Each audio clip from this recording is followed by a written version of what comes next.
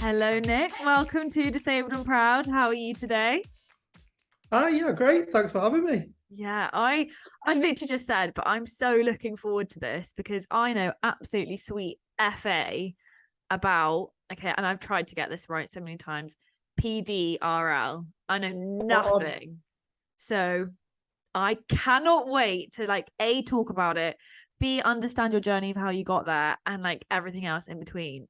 Honestly, I can't tell you. I'm genuinely really I will looking talk forward about PDRL all day long, so hopefully you'll know some more about it by the time we've finished. yeah, I'll be able to spiel off everything. It'll be amazing. So, the first question that I like to ask every single guest is, how do you refer to your disability? So I'm normally quite matter of fact about it. Yeah. Um, I normally say I'm a right arm amputee, Mhm. above the elbow, and I also normally throw in that it was in a traffic accident. Um, yeah, so Tell me I more. do that because I've got a little bit of a military background. I was in Yeah. the Army Reserves for a few years. Yeah. A lot of my friends are in the forces, and depending on sort of how I'm dressed or how I've got my haircut and things, people can often jump to the assumption of me having lost it in the army, and I don't want that misassociation Uh-huh. that it wasn't when I was serving. So Yeah. I try and be quite clear with people on that. I honestly think that that's actually so interesting that people for you jump straight to is it a military thing? Because I'm like you, I know a lot of people who are forces based, and 9 times out of 10 the people that I know their disability is from being in the forces. But it's very interesting, particularly, and I'm gonna stereotype, so people who don't like that, close your ears. It tends to be males who get that stereotype because there is not a female that I have met or know of. I mean, there probably is, but that I know of or have met who has ever been questioned if they were in the military. And I think it's always so interesting that it tends to be males that get that immediately because, don't want to be Yeah, gender stereotypical, but that is the role that it goes down. but it's just what people's heads sort of go to, isn't it? Especially, I'm sporting a delightful Movember mustache that my wife hates. Um, but before I used to be like completely clean shaved all the time, so clean shave, short hair. Yeah. I'm getting a little older now, but like young and fit people, just for me would do it quite a lot. So I've got friends that have been injured in the forces, and Yeah. I don't want people to sort of like attribute that to me. So I always try and be quite clear with that up front. Yeah. Although I do tell other random stories about my arm, but not forces ones. Yeah. I mean, I think part and parcel though of limb difference in general, like regardless of whether it's upper or lower, like the stories that we can tell about how it happened or how it didn't happen if you just were born like I was, is unbelievable.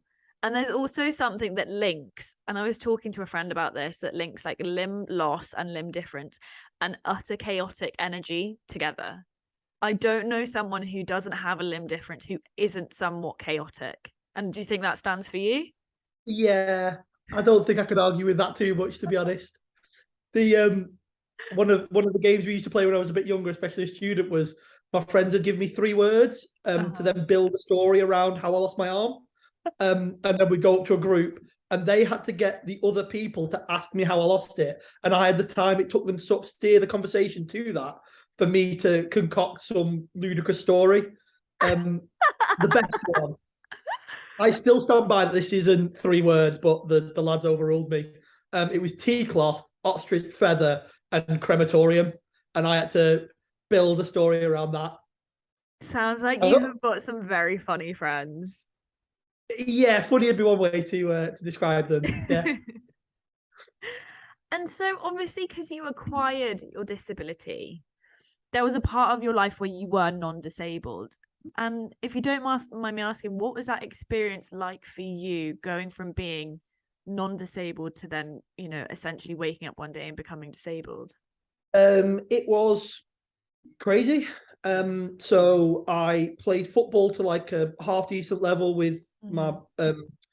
sort of part-time military unit I was in, and then I was wanting to go regular army, and I was doing further training. I was a Yeah. fitness instructor in the Army Reserves as well. Yeah. Um, and I woke up in hospital not knowing what had happened, just in a room with a load of machines that go beep. And I did a body scan like you would if you walk away, you don't know where you are. Oh yeah, everything seems fine, it's cool. And then my parents came in through, and 10 seconds later, and were telling me I'd lost it, it's amputated, it isn't there. And it was the only way I can describe it is, when you see cartoons, you have like an angel and devil on each shoulder, whispering different things in your ears. Because on one side, they go like, never really seen your dad look this upset. Mum's crying. It probably isn't a joke.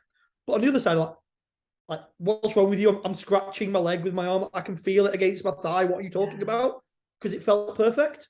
Wow. And then I was like, okay, let's see it.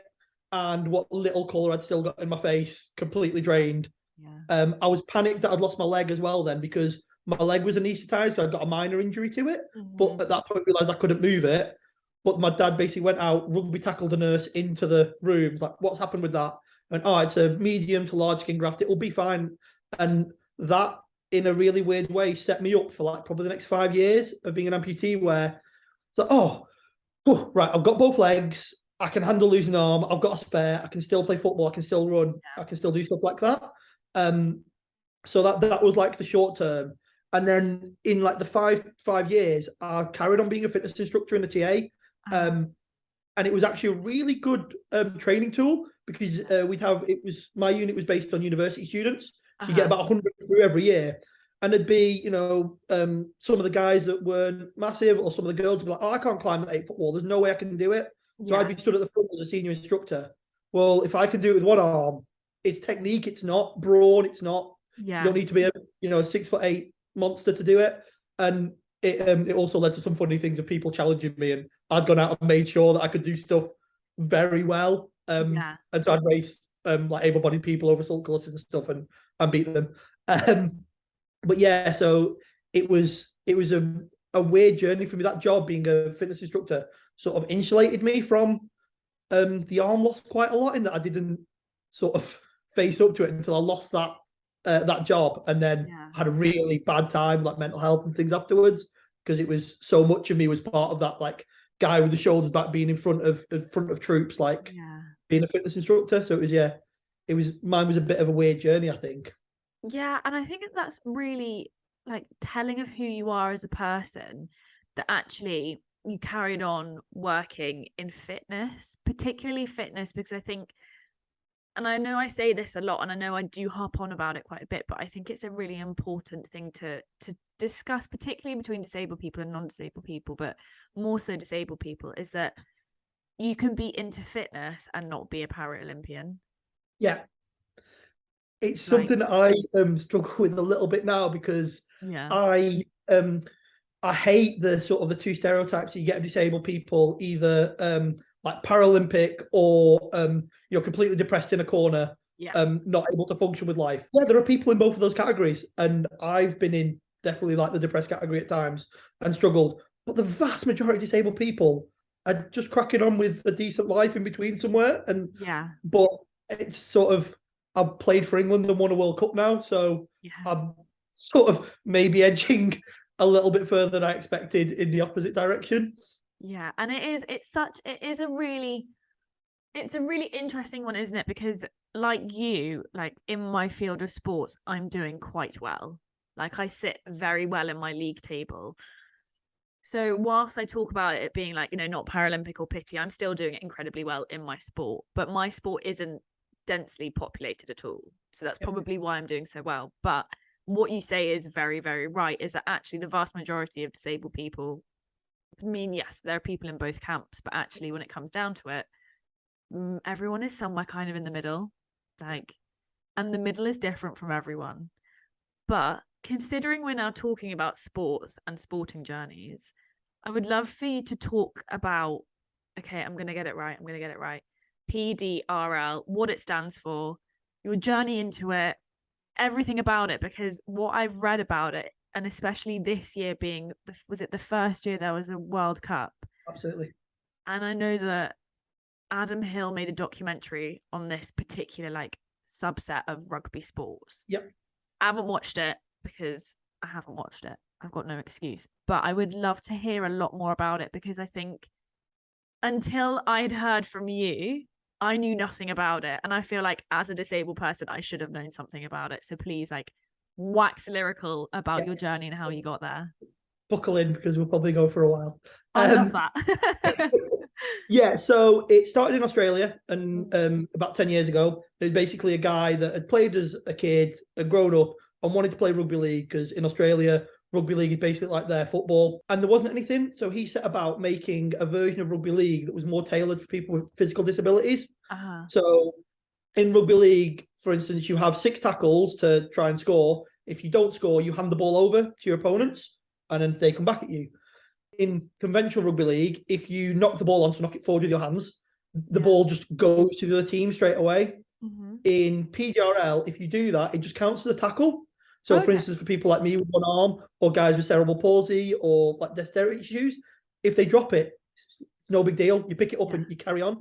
So there are a few like tweaks to the rules like that to make it like more tailored for disabled people. And we're still learning now. Every year we tweak some of the rules. Some of them are a bit technical if you're not into rugby league, but just to make things flow and make things work for more people. The sport got brought across, and it was Warrington Wolves, which is like a professional club, first sort of picked it up.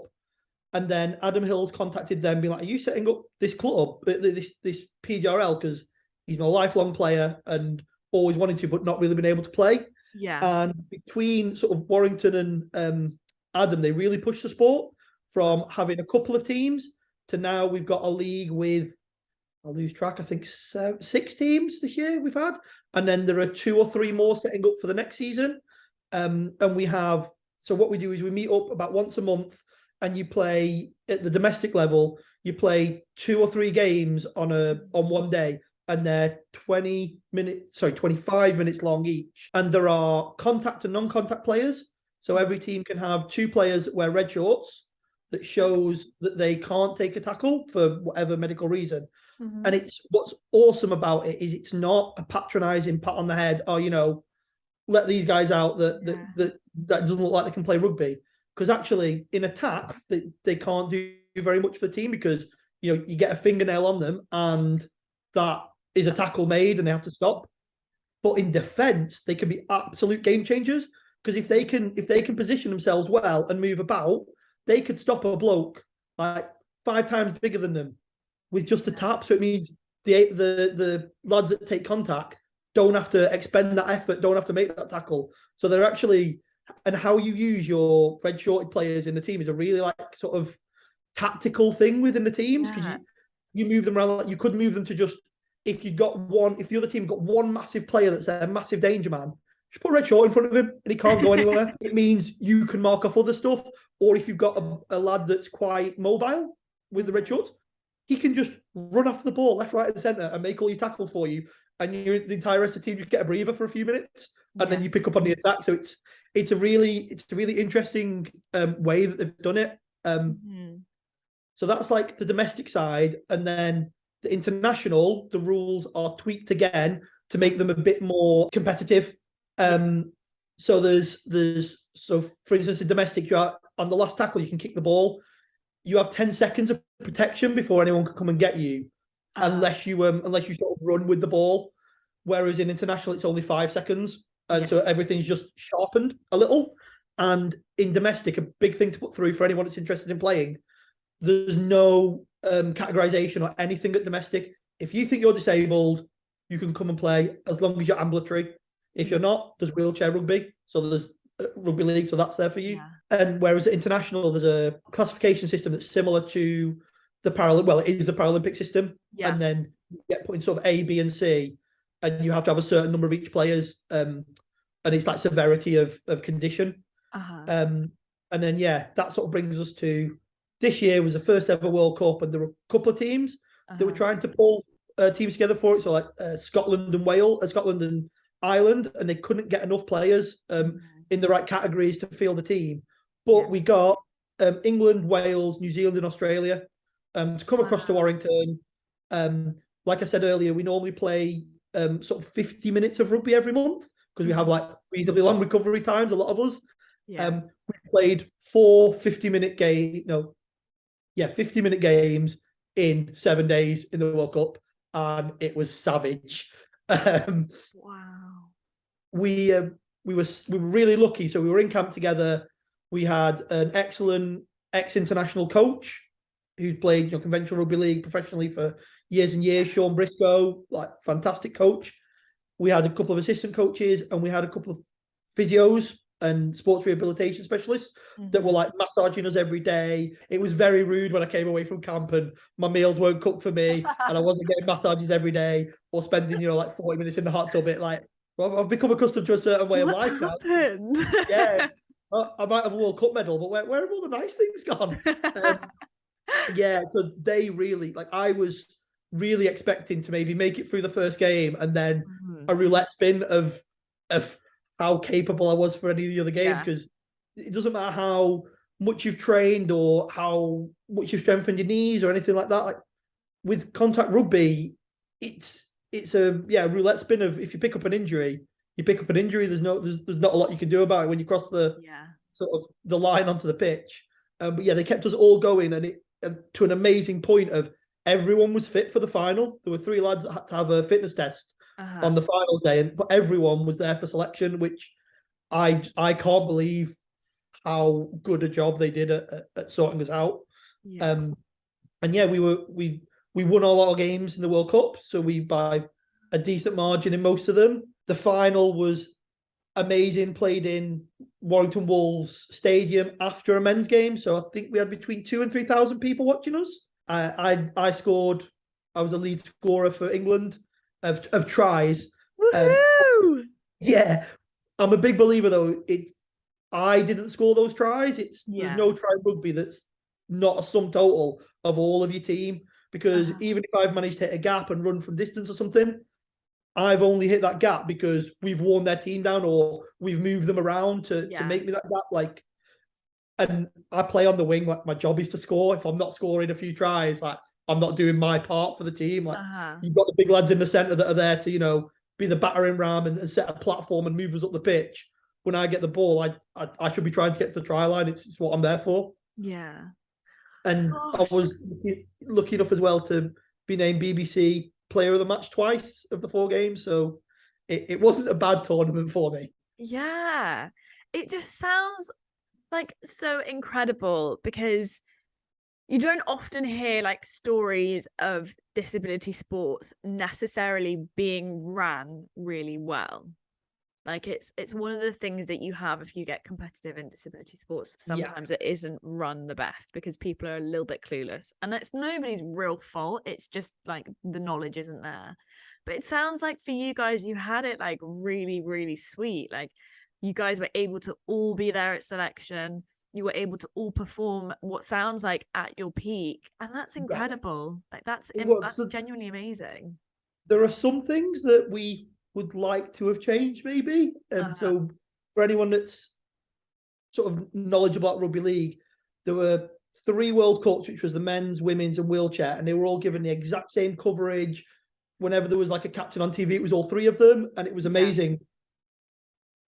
And we're a little bit more new than that. So when they were pulling all that together, we didn't really exist, and so we were on the peripheries a bit. The dream for us by the next World Cup is to be 4 World Cups all on the same stage, all with the same sort of coverage, which is, when you talk to the guys and girls that play wheelchair and women's, it took them, I was going to say 10 years longer to get from sort of the position we're in of having a World Cup where we've had to do a little bit of funding ourselves, and we've not necessarily had as much in the build up to it in terms of training as we would have liked, maybe, in the facilities and things, although we did have pretty decent ones. We're hoping to sort of make that hurdle in 1 World Cup, which took them, a lot of times. The world's moved on, people are more open to it now, and we're sort of riding on their coattails a little bit, especially the wheelchair lads. They're exactly where we want to be now. And I was at a function with them at the House of Parliament on Monday. It's the first time we actually got to meet them properly and have a drink with them and have a chat about exactly what had gone on. Some of them have played for years and years, and it's great that it looks like we will get there so much quicker. It's such a more of a positive for disabled sport, because for me as well, the domestic, anyone can play regardless of skill, experience. Men, women, kids all can play on the same pitch.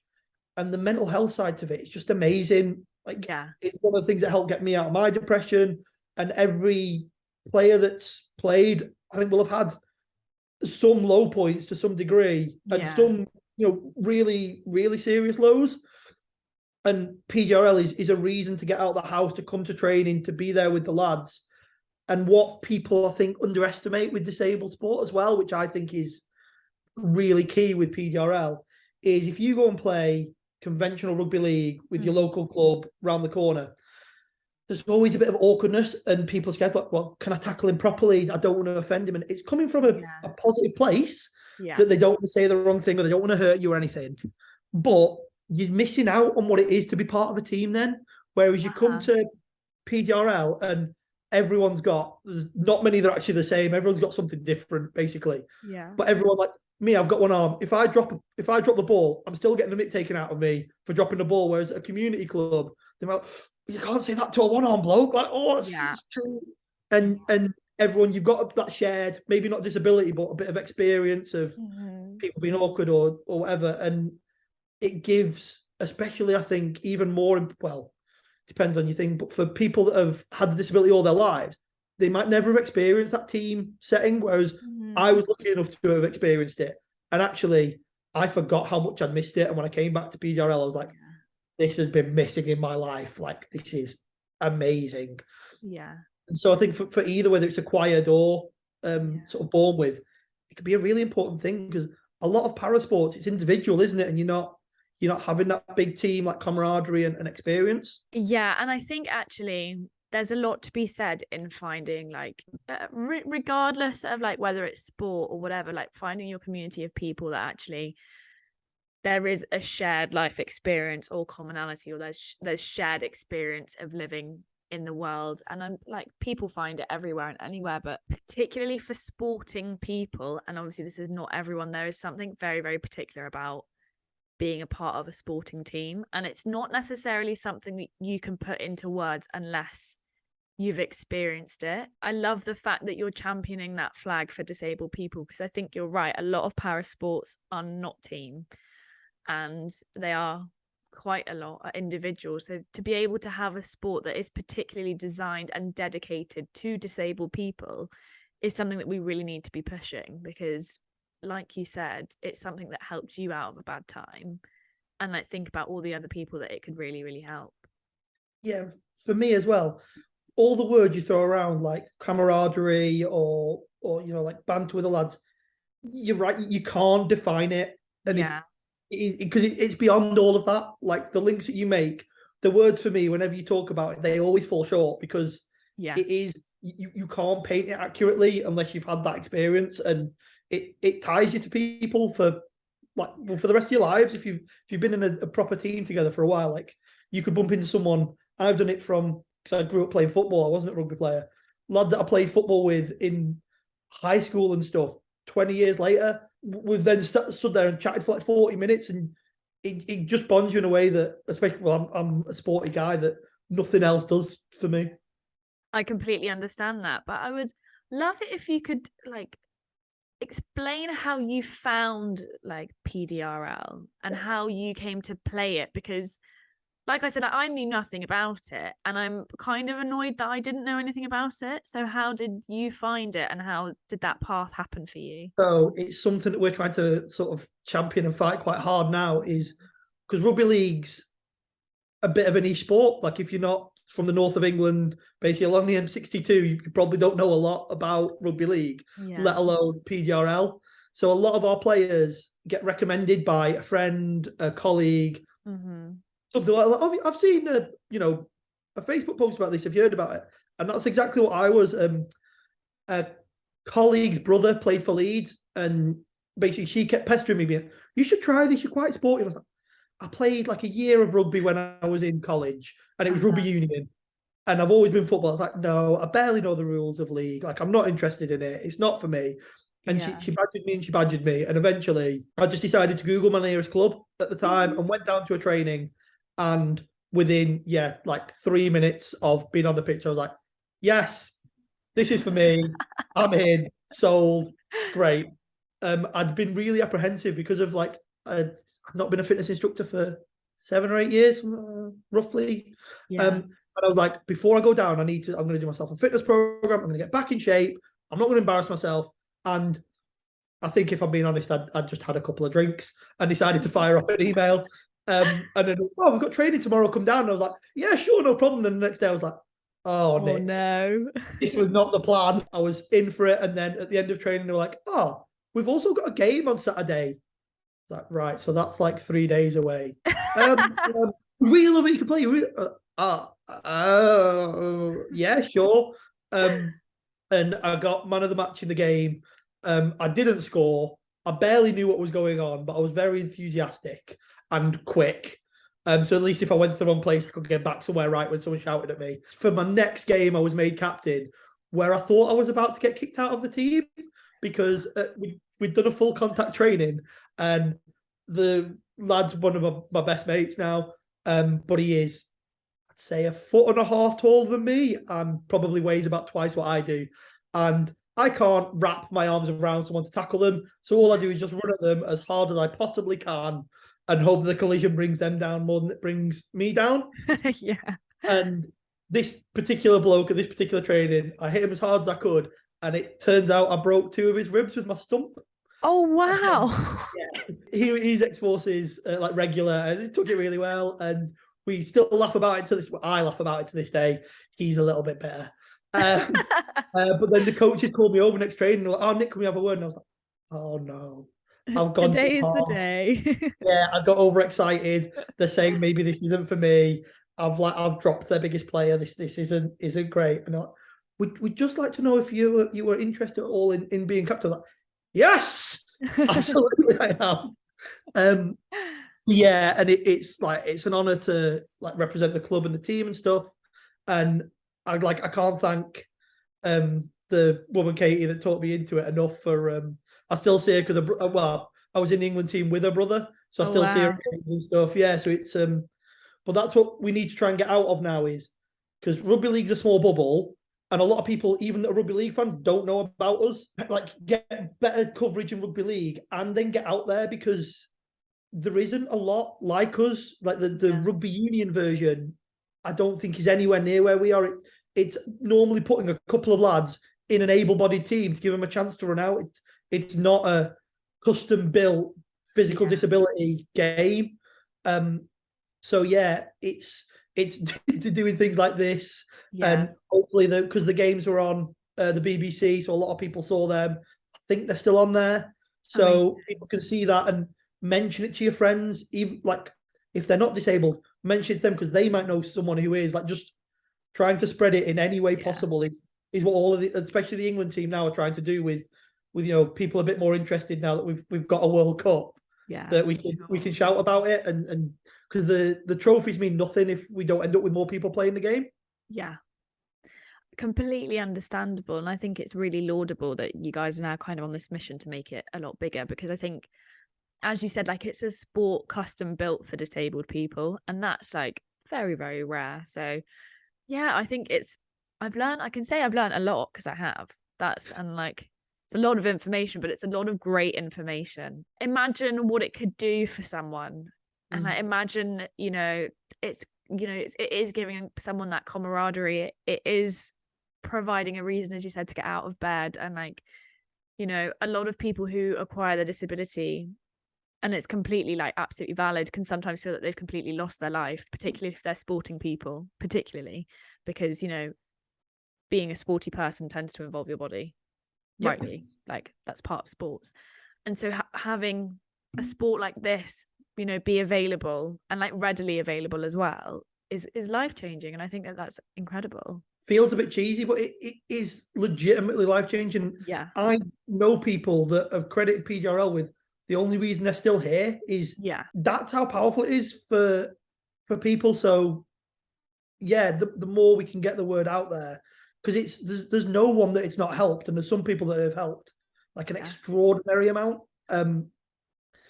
So yeah, like, anyone, even if you don't think rugby's for you, contact your local club and try and get down. And there is some attempts to try and set up some things like further south, so like London, like Bristol, Birmingham, very fledgling plans I think at the minute, but off the back of the World Cup there's a little bit of interest in moving that, because so I volunteer with a charity called Limb Power as well, that do sports for trying to get amputees into sport. And it's sort of heartbreaking when the kids come up and talk to me about it. It's like, oh, where would my nearest club be? And like, where do you live? Near. And it's like Cornwall. And you're like, because we have a couple of PGRL players that travel from, well, Adam Hills travels from London. There was one lad that used to travel up from Cornwall for training every week to Warrington because it meant that much to him. Yeah. And he's done things like this where he said it saved his life. Like it sounds grandiose and maybe corny or something, but it's life changing for a hell of a lot of people. As you are a listener of this podcast, you will know that I like to ask everybody for a piece of advice that they would give their younger self, but also a piece of advice that they would give to someone younger than them with the same disability.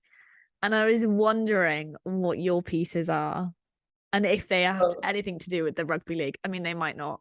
We'll see. So they're a bit more generic than rugby league. For other people, especially amputees and things, it would be to like not accept if you're told no for things. So like, I had to box quite clever with how I get my gym prosthetics, and it was like, no, you can't have one for sport. You can't have one for sport. But I have muscle wastage down my right. Can I have one for doing physio and yoga? Yeah, absolutely. It just so happens that I can use it for everything in the gym as well, and that's leveled my back up a lot and helped me physically. So it's push if they say, oh, this is the best you can do, get online and have a look at the other options, because I've basically found the designs of all my prosthetics online and then gone to prosthetic center and gone, well, you did make me this, so I didn't have a functional prosthetic for the gym or yoga or anything like that for years, and it savaged my body. Like my back was in bits. So it's don't ever say no. And the other one, which I suppose applies to me and others, is start now. If there's something you want to do, whether it's fitness related, if it's art, not on Monday, not on the first of the month, like now. Like if you decided you want to get fitter, put some trainers on and go for a run now. Like it doesn't all this, because you're putting it off, you're just giving yourself a chance to like have an excuse and to not, and to wait till things. And I can still be really bad for this at times, wait until things are perfect, or you know, I had a bad night's sleep last night, so I shouldn't bother doing it. It's like, no, just go and do it. Like you don't have to push yourself as hard every time, or you know, if it's art, it doesn't have to be perfect every time. Just crack on. Like you won't regret getting started.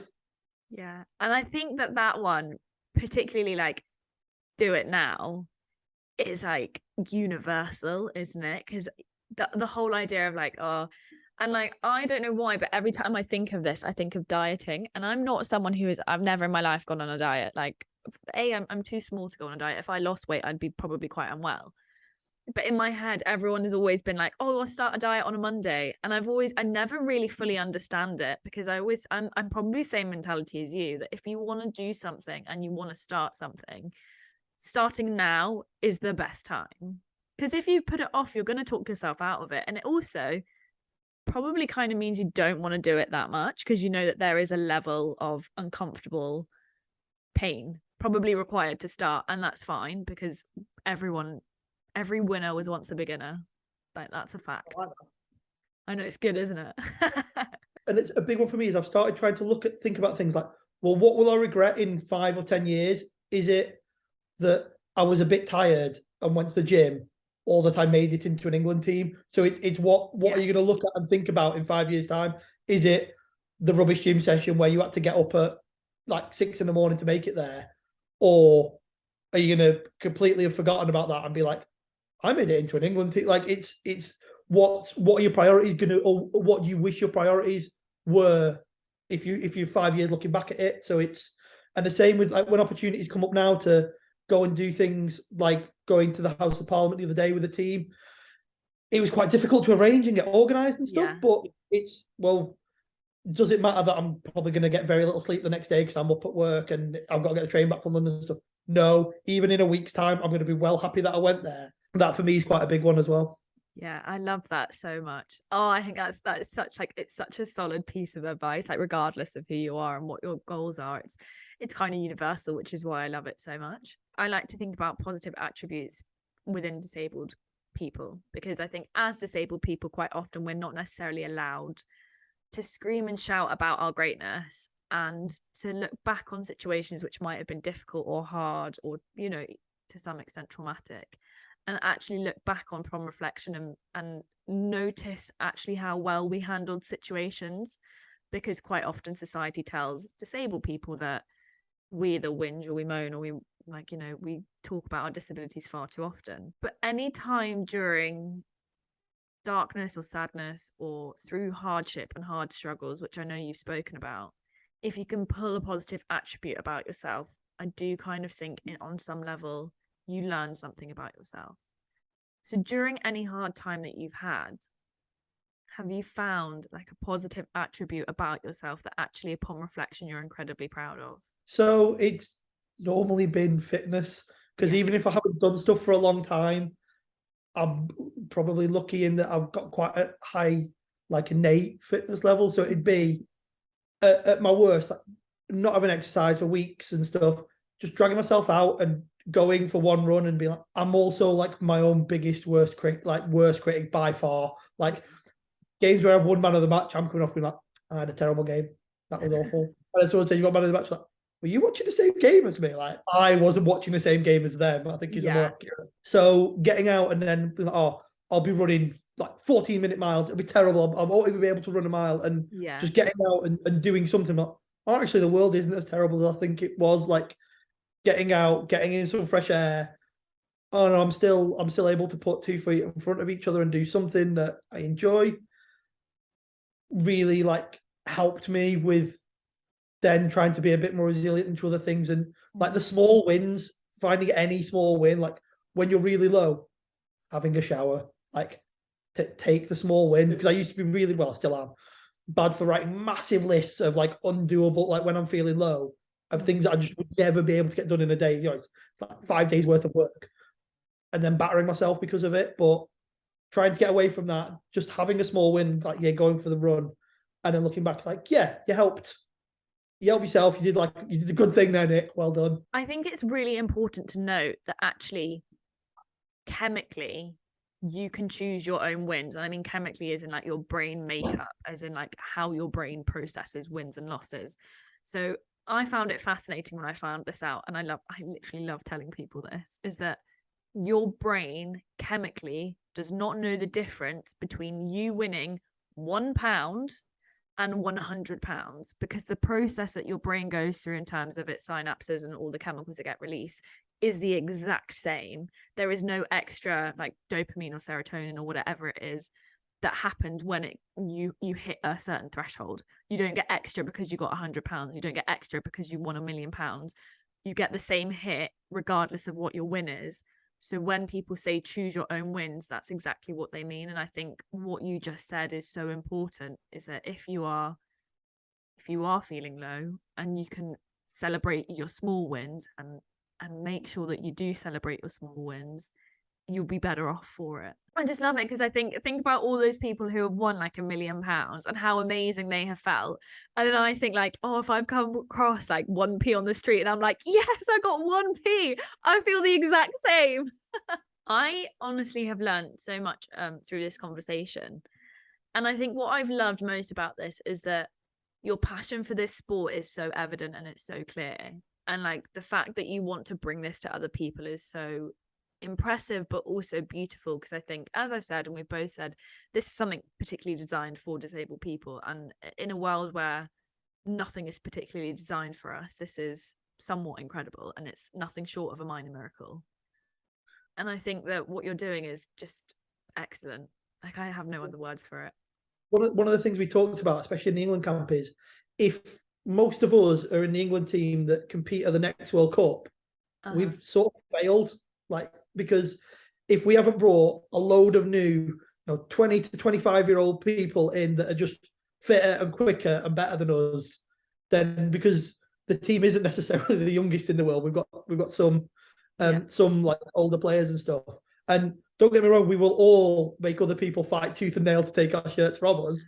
But realistically, that's what we want. We want to go from having like 9 teams now to 15 to 20 teams, and they're just if that happens and we don't get a placement from it, I take quite a lot of pride in that we brought that many more people into the sport. Well, I only have one final question for you, and that is, Nick, are you disabled and proud? I'm very proud of this answer, which won't work well on a podcast, but I think you can see from my t-shirt or from my jumper. Oh my God, it's amazing. For people that can't see it, it's a gingerbread man with a rugby ball under his left arm, which I have, but his right arm snapped off at the elbow with a hook on it. And it's one of my favorite items of clothing that one of my friends made for me. It's also got, if you look closely there, that's a dotted line with a set of scissors on just at the end of my stump that says cut here. That is amazing. I am very disabled and proud now, yes. Oh, I love that so much, because I think your journey to becoming disabled and proud doesn't sound like it was necessarily the most straightforward, because from what we've spoken about and what we've said on this podcast is that you had your incident and then you woke up and you're a bit like, yeah, it's a bit of a joke. And then actually you realize that it wasn't a joke and that is like a bit of a smack in the face. But then you went into something that kind of, and I don't want to say distracted from the fact that you'd become disabled, but in some ways it almost was a distraction, because you kind of just had to put it on the back burner that was your now new reality. And as you said, it wasn't until you lost that job or that part of you then had to come to terms with being disabled. But now actually you've kind of done like a full circle, and that's incredible. Yeah, that's pretty accurate description, to be fair. No, but thank you so much for being a guest today. I've genuinely really loved it, and I think that this episode is just going to help so many people, because you've spoken about it in such a beautiful way, and your passion for your sport is clearly there. So thank you so much for being a guest, and I've loved learning all about it. I can't wait to be England's biggest supporter. I need like my own personalized t-shirt, please, and thank you. We'll appreciate it. I'm sure we could sort that out. Amazing. And if anyone is interested, Instagram is Who Needs Two Arms, and there's loads of stuff on there. Oh, thank you so much. Cheers.